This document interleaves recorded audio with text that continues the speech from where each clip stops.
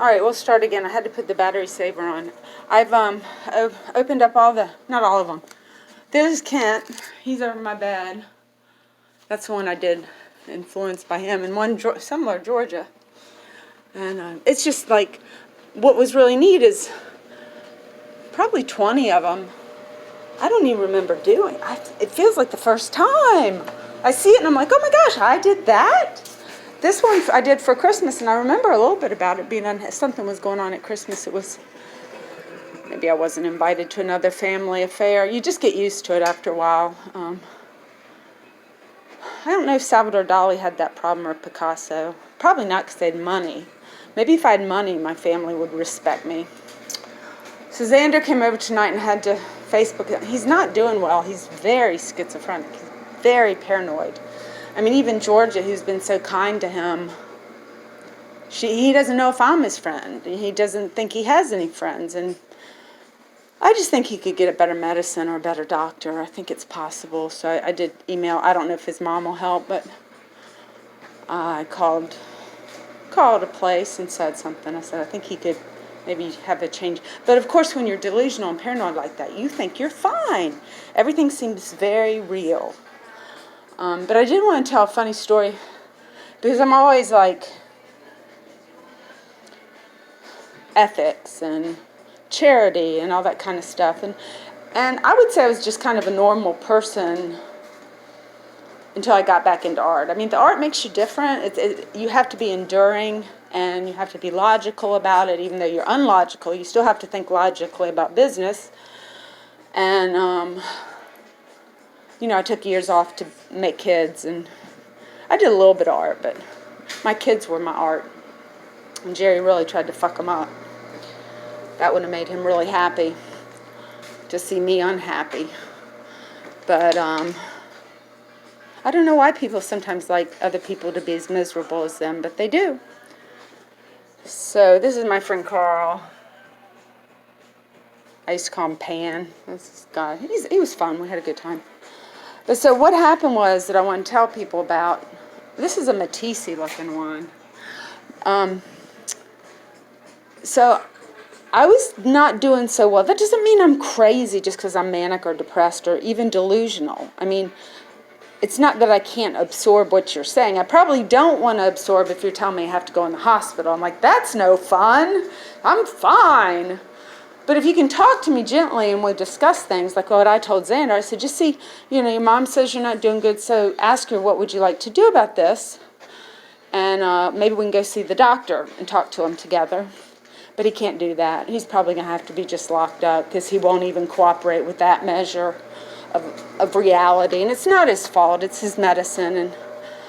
And, he would cooperate if he could, but he's just not thinking on the same page that the world runs on.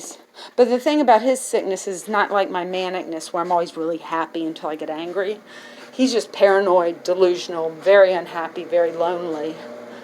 But he's a good artist. So if we could get his medicine right, maybe he could sell T-shirts or something. But so anyway, the consequential proof of what I'm talking about in life as your aura, like Kent had a gold aura. I really don't know what he did. I mean, he told me he got pulled over twice for drunk driving, and his dad gave him a ride home, but then he didn't get it done again. That's dangerous. But he was so honest and upfront. It wasn't like something he was hiding, even as a lawyer. It was like, I did that. Well, maybe it's to make me feel better about my drunk driving charge that I lost my license for 3 years. Yeah, I lost my license. He gets driven home. Go figure. The Lyft is so wonderful now for these kids that drink and parties. I've known a lot of them to be responsible and take a Lyft home if they've had a little bit too much to drink. So I was walking. I had gotten Charm, and I had March, and we were walking through the Fan, probably down Grove or Floyd. And pick my nose here. And this is a true story. And I think I'd met Robbie. I might have been dating. I was brand new in the city, and he was a really fun person to date because he knew a lot of people, and he liked to go out and do stuff, like go to hear bands and go to restaurants and travel. And so we had a lot of fun. But I was in love with Kent. He just didn't know that he looked like Kent, and that's what attracted me to him, was like, whoa, this guy looks a little like Kent. And that opened the door for me dating him. But so I was walking through the neighborhood with my dogs, and I think it was Charm got up in somebody's yard and did a poop, and it was around children's toys. There were some children's toys, and of course I know I should pick that up. I don't know what was wrong with me that day that I didn't. Every once in a while I'll let one go, like if it's out in the leaves, and I'm pretty sure that somebody's not going to step on it. I might let a poop stay out. But like one time we were at the Hollywood, and I used to walk around there a lot because I was from Pine Street, and Charm, they didn't mind. I mean, she ran all over the thing, and she would stay with me, but they didn't mind. And then one day they told me I had to keep her on a leash because somebody said she pooped. I said, well, she did, but it was up in the ivy. It's on the side of a hill where no one walks. There would be no way I could find it. But some little bitchy woman was like, I'm like, don't squirrels and cats freaking poop here all the time? I said, maybe I'll take a poop. And they locked me up. But that was just an ugly lady. People are unhappy and they be ugly and they want more money. They think money's going to make them happy.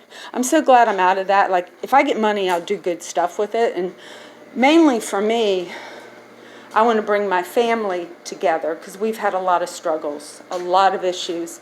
And it would be nice to have a happy ending. And if I could pay money to get Kent Bauer arisen from the dead, like Jesus Christ, you can bet I'd donate every painting to that cause. Not that he would want that. He'd say, well, just send me a postcard from the edge, so to speak, he would say. That's what he would say. He'd say, just send me a postcard from the edge. He was funny that way. Okay, but let me tell you about the neighborhood. So she pooped and I didn't pick it up. Choice, I knew it was a bad choice. I said, and plus kids play there. I mean, they had kids' toys. I guess I was testing God. But so I get home, and my apartment had red carpet, and we go upstairs, and I look over. I stepped in poop. It wasn't her poop, some other dog's poop. Retribution. I tracked it all the way up through the dining room, the living room, up and down the stairs. And I never knew I was doing it. Come on, I'm sensitive. That was God. That was somebody saying, you will have consequences to your actions. And this is a small thing, but if you are in a better position at some point, do the right thing because it will bring about better solutions and stuff like that. So, in my right mind or even in my wrong mind, I have not endangered anyone. People might think I'm crazy. Like Hillary came over to me yesterday. She's like, nobody listens to you, because I was talking to James about going to art school, trying to save his ass because he's been having an alcohol problem. Give him something to live for and build his gifts and talents so he can make himself a happy life. And that's what school's for. And I just think he's an artist. I mean, of course his dad doesn't see that because his dad doesn't know anything about art. He's never seen James's drawings. When James was a little baby, he sat down on the keyboard and played it. If given a piano, that guy would be picking at the keys, maybe writing us a song, but he's having a lot of disbelief in himself because of the way things are turning out. And, his dad's gone, sick, mentally gone, and, he even though they fought, and that was his dad. And now, look, he's very sad. He can't even call his dad. And I'm kind of doing that on purpose because they were talking every day, and I want to stop that codependency. So if he wants to talk to his dad, he's got to go through Dale, his caretaker, unless James himself wants to buy his dad a phone. I don't want to buy his dad a phone so his dad can keep calling James and bugging. And he doesn't know it, but he's not doing the right thing. And so I nixed the phone to Jerry. And I'm paying, out of my alimony, I'm paying extra money for him. I should get $1,000 in alimony each month. But I'm giving Dale an extra $100 because Jerry's behind on his rent from when I got him in there. And then any other money, that if he's taken care of in the house. He gets food, he gets a place to sleep. But what if he needs clothes? That's going to be my money. And actually, if I make it as an artist, which I hope I do, I would just give James power of attorney maybe, or Dale, just, if I didn't need that $1,000 to drive my truck and do stuff, buy clothes, I would forego at this point I still need alimony, but say in 6 months I don't, I cut ties completely, never see him again, let the kids deal with him if they want to, or Dale, depending. I think James is going to come to an awakening, but he's not there yet, about what his dad was due, that it wasn't James's fault that he has an alcohol problem at age 20. And they won't blame me. It's easy to blame me because I'm bipolar, but that wasn't it. I never bought James whiskey or drugs. I bought him food and clothes. Took him to go do stuff. I took him to Virginia Beach when he was a chubby little guy. But I do have the willpower to say no, and it doesn't make me popular to children or teenagers or even adults. That's the whole thing, the power to say no. It's not a popularity contest, so it's a straight up life and death situation in some cases. If it's a war, or like with Xander, the mental illness, I called his mom. I said, I don't know that he's committed suicide, but he is really, really paranoid schizophrenic.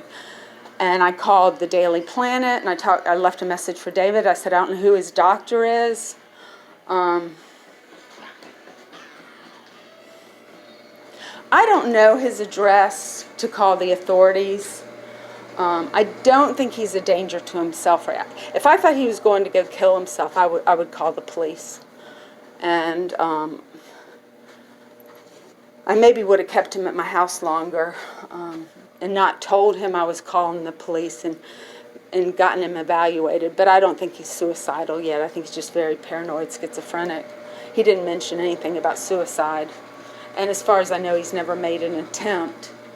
So I think he's got a lot to give the world, but we got to get his messing straight. But so, yeah, no, I saw the correlation there, which is the word Kent taught me. I was so little, I was so young, I was like 23, and I was talking metaphysically something that was abstract. And I knew it would be difficult. I didn't think it was easy conversation. And Kent was very avidly listening to me.